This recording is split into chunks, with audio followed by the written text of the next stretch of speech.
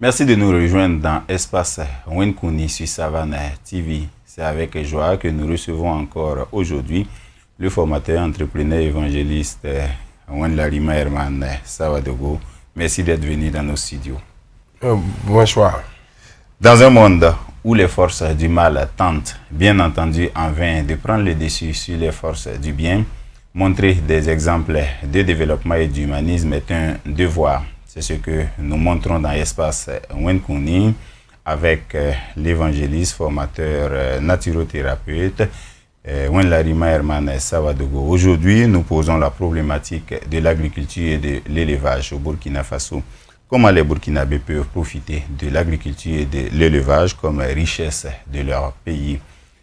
On voit que dans la pratique, nous avons beaucoup de potentialités, mais nous n'arrivons pas à atteindre, pour ce qui est de l'agriculture, l'autosuffisance alimentaire. Pourquoi? Premièrement, c'est une question très importante, parce que 80% des Burkinabés sont des agriculteurs, mais c'est l'agriculture traditionnelle. C'est une question d'organisation, c'est-à-dire le pouvoir central et les peuples burkinabés n'ont pas pu organiser l'agriculture depuis plus de 58 ans. Ils n'ont pas mis ça comme secteur prioritaire, c'est ça qui fait qu'il y a des problèmes alimentaires là. Sinon, pour faire l'autosuffisance alimentaire, ce n'est pas un problème très compliqué. Si vous prenez l'exemple d'Israël, comme je prends, ou du Maroc, qui sont des pays où il y a un peu de pluie, mais ils ont développé ce qu'on appelle l'irrigation goutte à goutte. Je veux dire, il y a 4 saisons l'année. Donc il y aura une surproduction et les gens vont manger à leur faim. Mais tant que les autorités burkinabées et les peuples burkinabés ne soient pas conscients pour enseigner l'irrigation goutte à goutte au niveau de l'école primaire jusqu'au supérieur, au niveau des écoles de guerre, au niveau des églises, au niveau des mosquées, et pratiquer l'irrigation goutte à goutte, qu'on puisse avoir 4 saisons l'année. Là, il y aura une surproduction du riz, du maïs, du petit mil. Tout ce que nous consommons, nous allons produire ça suffisamment, parce qu'il y a 4 saisons l'année. L'avantage est tellement important. Il y aura une surproduction, les gens vont manger à leur faim, les maladies même liées à la faim, là, ça va diminuer, les revendications, les grèves, parce que comme si la vie est chère, parce que tout ce qui est alimentaire est cher, même les sacs de riz coûtent par exemple 20 000 francs. Alors c'est une surproduction, le riz va chaque jour coûter 500 francs ou 1000 francs. Les sacs de maïs qui coûtaient par exemple 20 000 francs, ça va coûter 500 ou 1000 francs. Il y aura une surproduction. Donc il y aura moins de problèmes. Et les gens seront occupés, l'État aura moins de problèmes. Mais comme les gens ne savent pas que le fait qu'ils n'ont pas corrigé l'agriculture, l'élevage, qui est des avantages que Dieu a donné au Burkina, c'est ça qui fait qu'il y a des problèmes sur le Burkina, par des vies chères, tous les problèmes liés à ces problèmes-là. Est-ce que vous êtes d'accord qu'il y a vraiment les potentialités pour développer l'agriculture et l'élevage? Dieu a béni le Burkina Faso en nous donnant la terre, en nous donnant l'eau. Mais comme nous ne sommes pas très intelligents, nous sommes toujours dans l'incapacité d'aller commander du riz en Chine pour nourrir les Burkinabés, dans l'incapacité d'aller prendre des poules pondeuses ou des œufs au Ghana ou en Chine pour venir envahir nos marchés. Je veux dire, nous ne sommes pas très intelligents. Sinon, la nature, Dieu nous a bénis. On peut faire 4 saisons au Burkina Faso à travers l'irrigation goutte à goutte et les gens seront occupés pour cultiver le riz, le maïs, haricots, petits pois, tout ce que nous consommons, même les pommes, les mangues, tout ce que la Côte d'Ivoire produit, nous pouvons produire ici à travers l'irrigation goutte à goutte. On voit par exemple que dans certains pays européens, c'est 2, 3%, 5% de la population qui sont dans l'agriculture. Chez nous, c'est 80, 90%. Et les 3%, 5% de l'Europe, là, dans certains pays, là, ils produisent plus que les 80, 90% de paysans burkinabés. C'est une question d'organisation. Actuellement, ce que nous cultivons depuis 58 ans, là, c'est dépassé. Et encore, comme on compte sur l'eau de la pluie, s'il y a problème de pluie seulement, c'est un problème. Donc on ne doit pas compter sur la pluie seulement. Même les Marocains, en Israël, il y a 2 à 4 pluies dans l'année. Mais ils ont fait l'irrigation goutte à goutte. On fait des forages au débit par village. Et en ce moment, on fait 4 à 5 saisons, qu'il pleut ou pas, l'eau vient du sous-sol. Mais moi, je propose avec chaque village, chaque commune, chaque province, les fils de la localité peuvent chacun donner 1000 francs, 1000 francs, 1000 francs. Ils vont cotiser, avoir au minimum 25 millions pour commander une machine de forage à seconde main en Europe, pour faire le forage au débit dans les communes et organiser le peuple pour installer les kits l'irrigation goutte à goutte là, c'est cette formation que nous faisons même partout. L'installation des kits irrigation goutte à goutte, il y a 4 saisons dans l'année. Les prisonniers vont cultiver le riz, le maïs, l'haricot. C'est une richesse pour le pays. Les élèves, les étudiants, c'est la main d'œuvre moins chère. Les mendiants, les joueurs de PMIB, tous ces gens-là, il faut les organiser pour qu'ils cultivent 4 saisons de l'année. À ce moment, les gens seront occupés. Mais les gens ne veulent pas ça. Il y a un problème qu'on peut résoudre. Ça va créer des milliards. Le gouvernement, les dirigeants qui ne veulent pas ça, ou bien ce sont les citoyens? C'est le peuple burkinabé qui ne veut pas, mais en particulier ceux qui sont devant là. Il veut dire, les gens ne comprennent pas. Vous voyez, vous parlez comment le riz en Chine. Et les Chinois ont 2 têtes. Vous parlez comment le riz en Inde. L'Inde était un pays comme le Burkina. Ça ne dépasse même pas 20 ans. Mais les Indiens ont copié les meilleures technologies ailleurs, ils sont devenus forts. Les Chinois, c'est les gens qui ont cultivé, qui ont fait l'innovation de leur agriculture, de leur élevage qui vous partez commander. Si ces gens ont dormi comme vous n'allez pas pouvoir commander. Donc on dit que pour le moment, nous on dort, on ne se forme pas bien. Quel type de formation on peut faire, en plus du goutte à goutte que vous évoquez là, pour développer l'agriculture? L'agriculture là, il y a des écoles d'agriculture. Mais le problème, même s'il y a des ingénieurs, si vous semez le mil, ou le maïs, ou le riz, et il n'y a pas de pluie, c'est grave. C'est le problème de l'eau même qui crée des problèmes. Donc c'est pour ça qu'on dit de faire l'irrigation goutte à goutte. Donc la formation majeure à faire, c'est la maîtrise de l'eau, l'irrigation goutte à goutte. Et faire des forages au débit. Sinon, même si vous construisez des barrages, c'est des signes de mauvaise gestion. S'il n'y a pas de pluie, les barrages sont inutiles. Et c'est encore chez des budgétivores. Alors que l'eau souterraine, on peut l'avoir en permanence. En faisant le forage au débit, il y a l'eau à tout moment de l'année. On peut développer l'agriculture. Encore, il faut mettre le cours même, l'agriculture même, dès l'école primaire, dans les églises, dans les mosquées, après la prière du vendredi ou dimanche, qu'on donne au moins 30 minutes de cours de l'agriculture, de l'élevage. Il faut vulgariser ça. Et que les églises, les mosquées même cotisent pour faire les champs communautaires, pour l'église, pour les mosquées, et faire payer des forages, machines de forage pour faire l'irrigation. Il faut que le peuple se mette debout. Sinon, je ne peux pas développer. Vous avez parlé de kit d'irrigation goutte à goutte. Le kit, là, à quoi il ressemble? Le kit, c'est l'irrigation goutte à goutte. Nous faisons ça. Je veux dire, c'est des tuyaux. Et maintenant, ces tuyaux, il faut faire une installation. Et cette installation, maintenant, s'installe. Il y a une formation pour ça, maintenant. Et on fait des espacements de 80 ou de 1 mètre. Et on installe ces kits-là, maintenant. Et on branche avec le forage au débit. Et on programme l'eau maintenant. On peut programmer l'eau maintenant. À 6 h du matin, l'eau va faire l'irrigation goutte à goutte. À 4 h du matin, ou à 6 h, déjà une programmation. Avec l'énergie solaire maintenant. Chaque moment, l'eau vient du sous-sol. Chaque 3 mois, il y a l'école. Dans l'année, il y a 4 saisons ou 5 saisons. Il y aura une surproduction. Tous les pays développés en agriculture, comme la Chine, comme le Maroc, comme l'Israël, là, en particulier l'irrigation goutte à goutte. Mais ce kit là ne coûte pas cher. Le kit coûte 21 000 francs. Pour installer un hectare, il faut minimum 500 000 francs pour installer l'hectare. Même ces kits, on peut fabriquer au Burkina. C'est en Inde qu'on fabrique ça. C'est avec les sachets plastiques qu'on prend pour faire ces kits-là. Mais vous faites ça comment actuellement? Actuellement, nous, on commande les kits-là. Il y a un monsieur à Sankara qui nous vend avec les kits-là. Lui, il paye ça en Inde. On prend pour nous, on fait des formations. Nous, on vulgarise pour ouvrir l'esprit des gens qu'ils peuvent produire le riz ici, le maïs ici, produire de façon industrielle et 4 saisons l'année. C'est ça. Même tout ce que vous commandez ailleurs, vous pouvez produire ici en matière d'agriculture comme d'élevage. Quand vous faites les formations, est-ce que vous sentez que ça intéresse? Mais on a constaté que les gens sont intéressés à l'irrigation goutte à goutte.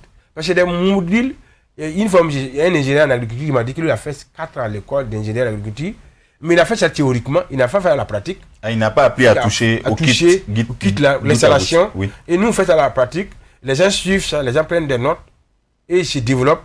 Chaque jour, au moins 10 à 20 personnes qui vont venir nous voir, ils veulent apprendre à faire l'irrigation goutte à goutte, on les forme. Je vais même de vulgariser ça. Mais est-ce qu'ils arrivent à appliquer sur le terrain? Il faut chercher le terrain. Il y a un monsieur qui est venu de Banfora, Boromo, lui il cultive les bananes. Il est venu chez Foreman une journée à 100 000 francs. La semaine prochaine, il est parti installer et envoyer les images par WhatsApp. Voyez. C'est des gens qui n'ont pas fait l'école, hein. Mais il dit, les gens ne connaissent pas. C'est des choses qu'on devait faire depuis 58 ans. Les problèmes d'aujourd'hui, là, ce n'est pas un problème de maintenant. Je veux dire, nos grands-pères, nos pères, et nous-mêmes, on n'a rien fait. Et on continue de rien faire. On ne cherche pas à faire pour arranger. Ils sont entrés seulement pour faire des critiques, des diffamations, pour surfacturer. Je vous dis, on cherche pas les raccourcis. On cherche les raccourcis. En 1975, ça, ce sont les parents qui nous racontent ça. Il y a eu la famine au Burkina. C'était pas la première fois. Pourquoi on n'a pas tiré leçon de tout ça? C'est pour ça que moi, je dis chaque fois, ceux qui dirigent ne sont pas à la hauteur. Parce que si la tête est pourrie, tout va gâter. C'est un homme qui est là comme ça. Si c'est pour un qui n'a pas de tête. Tu vois, mais si c'est un des doigts qui est pourri, on peut couper, un des pieds. Mais si la tête est pourrie, ça peut pas possible. Depuis l'indépendance, jusqu'à maintenant, tous ceux qui ont dirigé l'Afrique ne sont pas à la hauteur. Même les citoyens ne sont pas à la hauteur. Parce que les citoyens, je peux développer. Si pour que vous, monsieur, là, vous partez, développer votre village, l'irrigation coûte des gouttes. Et moi, je n'ai pas envie de développer dans mon village. Ça, moi, j'ai développé. Oui. Même ceux qui critiquent, ils ne font pas des bons exemples. C'est ça le problème là. Donc, laissons de critiquer et faisons ce qu'on peut faire pour développer. C'est ça le problème là. On va prendre le point concernant les superficies. La fois passée, un spécialiste d'agriculture a dit qu'au Burkina, il y a autour de 9 millions d'hectares de terres cultivables. Est-ce que si tout le monde apprend le goutte à goutte, tout le monde aura un terrain pour cultiver? Très bien comme question. C'est qu'on a comme tiré même là. C'est trop même. Si pour quelqu'un qui a 2 hectares même, tu viens installer l'irrigation goutte à goutte pour cultiver le maïs. Ce n'est plus 2 hectares. Et oui, maintenant, fait que 20 hectares. 2 hectares fois 4. Ça veut dire comme c'est 10 hectares. Ou bien c'est 8 hectares maintenant. Et c'est pas même 8 même. Parce que vous êtes sûr que l'eau que vous avez là, vous n'avez pas de rupture d'eau. C'est que vous avez programmé là, vous allez bien récolter. Donc vous pouvez anticiper même sur la quantité de production que vous allez avoir. Tout est sûr et c'est rationnel. C'est pour ça que les Chinois arrivent à produire le riz, les Indiens, pour nous vendre. La Chine a plus de 1 milliard d'habitants. Et ils peuvent se nourrir et nourrir le Burkina et l'Afrique en général. Et nous sommes 20 millions d'habitants. Nous sommes incapables de nous nourrir. C'est pour ça qu'il dit que c'est des gens qui sont inférieurs. Les Burkinabés et les Africains sont inférieurs par rapport aux autres là. Si les gens sont plus de 2 milliards, ils peuvent travailler la terre. Les superficies, je ne connais pas la Chine populaire, mais la Chine, Taïwan là, petite Chine là, qui était avec le Burkina là, oui. Leur superficie est égale à la région du Nord Ouanyouya. Toute la Chine, Taïwan là, leur superficie ne dépasse pas le pays est ça ne dépasse pas une région du Burkina. Mais cette petite Chine même avant, travaillait pour se nourrir et nourrir plus de 5 pays en Afrique. Oui, puisque ce pays-là a aidé à construire des hôpitaux ici. Vous comprenez? Oui. Et chez nous, on a plus de 13 régions qui ont cette superficie-là. Et nous sommes incapables de se nourrir depuis 58 ans. C'est comme quelqu'un, même au village, on prend un homme qui, quand il pleuvait il y a 100 ans, 50 ans, il n'y a pas les écoles, il n'y a pas l'alimentation comme ça. Les gens vivent de l'agriculture là. Un homme qui n'arrive pas à cultiver pour nourrir sa femme et ses 2 enfants. C'est un incapable. Pour moi, ce n'est pas un homme. Il doit aller se prendre même normalement. Voyez. On sait que, je reviens sur ma question par rapport au terrain, à l'espace, aux superficies cultivables. Il y a des terrains qui appartiennent à des gens, à des communautés qui sont constituées en ferme aujourd'hui. Est-ce que chacun aura sa petite parcelle? Comment gérer les terres là pour que chacun puisse avoir un lopin de terre pour cultiver? On n'a pas besoin que tout le monde cultive. Vous avez dit qu'en Europe, il n'y a pas 3% de la population qui cultive pour nourrir. C'est l'agriculture moderne. Je prends l'irrigation goutte de goutte. Quelqu'un qui fait 10 hectares d'irrigation goutte de goutte là, c'est 10 hectares fois 4. C'est comme c'est 40 hectares. Et la production est chère. Je prends moi-même. Je peux faire nourrir tout le Burkina Faso. Parce que je n'avais pas vu cette idée depuis. Et parce que je n'ai pas assez de moyens. Si vous voyez que chaque région, chaque province même, j'installe 10 hectares d'irrigation goutte de goutte là. Il y a 4 saisons. Je prends par exemple Kaya comme ça. Je peux cultiver le riz à Kaya. C'est 10 hectares. Kongoussi, je cultive le mil, 10 hectares. Dori, je cultive le petit mil. Yako, je cultive le banane. Pomme. Si vous dites, je divise les régions là, 10 hectares là maintenant, les gens vont, une seule personne même peut produire pour nous tout le Burkina Faso. Vous comprenez? Mais comme ils ne sont pas à la hauteur, 80% veulent cultiver, ils ne pourront pas se nourrir eux-mêmes. Parce qu'on n'a pas la bonne formation, on n'a pas les bons intrants, on n'a pas le bon matériel agricole. On peut avoir des bons intrants. On n'a pas la bonne technique. Mais c'est la méthode de l'eau là, le problème de l'eau là. L'irrigation, si on compte sur la chaîne des pluies, on va compter sur les mois de mai et septembre. Donc mai, juin, juillet, août, septembre. Je vous dis, dans l'année, on prend 4 mois seulement, à 5 mois. Actuellement, on n'a pas plus de 3 mois de pluie. Hein. Si pour nous, on a 3 mois de pluie. Dans l'année, fait 12 mois. Et l'année, autre mois, là, c'est quoi? On se repose. La Au terre, village, là, on se repose, la terre et est là. si il n'y a même pas de On pluie. la regarde, oui. C'est ça le problème, là. C'est pas organisé. Copions les pays comme la Chine, comme l'Inde, comme l'Israël, comme le Maroc, pour se développer notre agriculture. C'est ça le problème, là. Est-ce que vous pensez que c'est utile, en plus de la formation que vous faites, d'installer par exemple dans les provinces, dans les communes, des petites écoles d'agriculture? Je vous dis, ce que nous faisons est très utile. C'est de réveiller le peuple qui dormait. Hier, moi, j'ai reçu des anciens des primaires qui sont venus pour se former en agriculture, en élevage. Moi, je dis, vous avez bien compris maintenant. Comme vous vous revendiquez avec l'État, l'État même ne peut même pas résoudre son problème, ne parle pas de vous. Et vous voulez pas, vous êtes jeunes comme ça, vous voulez pas vous travailler et vous voulez revendiquer. C'est ça le problème là. Tu vois des jeunes comme ça qui tirent dans les grèves. C'est même que vous tirez même à des problèmes même. C'est comme quelqu'un qui voit un mendiant sur la route là, il dit de donner 1000 francs. Le mec a des problèmes. Et toi tu viens de dire quand tu veux 1000 francs. Avec l'évangéliste entrepreneur formateur Nlarima Herman Sawadogo, nous parlons de l'agriculture et de l'élevage comme richesse du Burkina Faso. Comment les Burkinabés peuvent en profiter comme des richesses de leur pays au regard des potentialités. On a évoqué l'agriculture, parlons maintenant un peu de l'élevage. Là aussi, on a le potentiel. Et on présente même le Burkina comme un pays d'élevage, mais avec très peu d'écoles de formation en élevage. Il n'y a que l'école nationale d'élevage et de santé animale qui est à Ouagadougou. Comment vous pouvez expliquer ça? Si on dit, c'est des signes de mauvaise gestion. C'est pour ça qu'il dit que les gens ne sont pas à la hauteur. Si je dis, c'est les gens qui disent que je parle mal. Je suis arrivé au Ghana voir, ils parlent de l'élevage de volailles. Les gens ont découvert 1 million de poussins. Dans tout le Burkina Faso, on ne peut même pas trouver quelqu'un qui a une couvée de 1 million de poussins. C'est 100 000. Même chez moi, je fabrique des couvées. Oui. Mais je fabrique des couvées de 100 poussins. 100 F1. Même chez Matin, il y a quelqu'un qui m'a appelé qui lui veut une couvée de 100 F. Moi, j'ai dit, moi, je vends des couvées de 1000 F à 1 million d'F. Il veut dire, les gens n'ont pas l'esprit de grandeur au Burkina. Parce que ça, c'est pour tester sa capacité à produire. Ils n'ont pas la foi. C'est le problème là. Arrive au Ghana voir. Il y a des gens qui ont découvert de 1 million de poussins chaque 21 jours. Ça, on ne peut pas compter. Si quelqu'un a une couvée de 1000 poussins, 100 000 poussins, lui n'est pas classé. C'est ça le projet, une question de matérialité. Donc il y aurait une surproduction dans les volailles. Même la fabrication de couvées. Vous avez parlé de l'école d'élevage. Oui. Le directeur technique même de l'école d'élevage est venu se former chez nous en élevage, comment choisir les volailles, les bétails à travers leur plan. Et il veut même se former la fabrication de eau de javel, on l'a formé. Et même la fabrication de couvées, on va les former bientôt. Parce que c'est les théoriciens qu'on a formés. Encore, c'est les cours du blanc qui ne sont pas bons.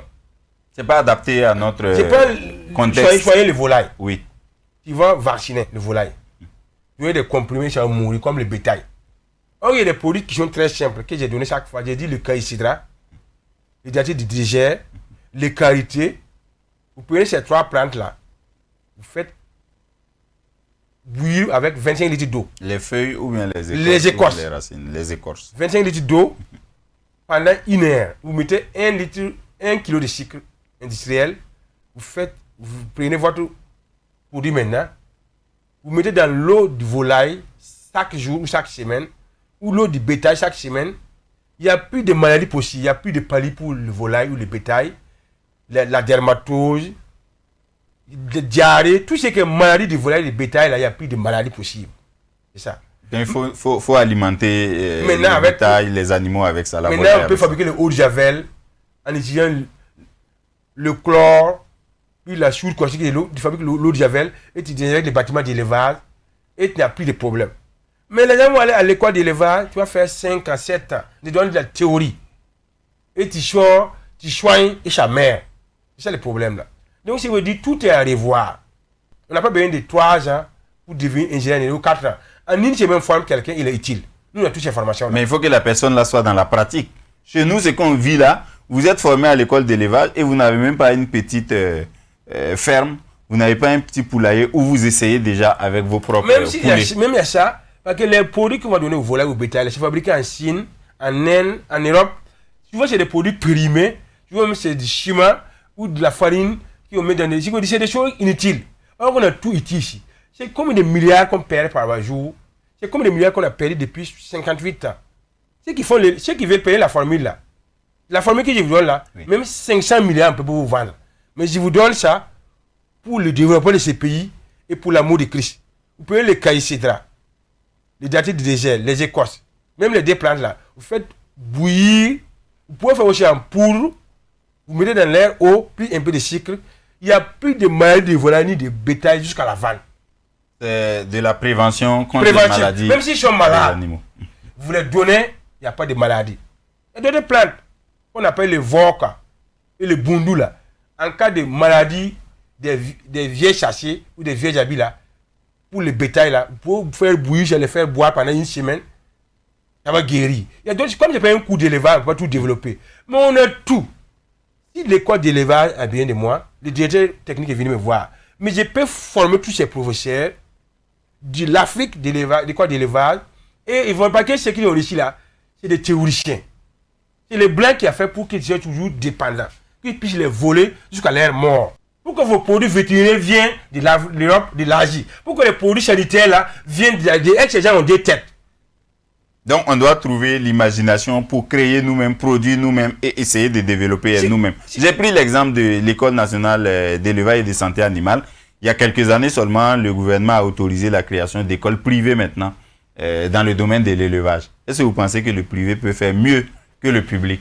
Je ne sais pas si le privé fait mieux que le public, mais tout ce que les programmes d'école de la santé, que ce soit public comme privé, c'est inutile.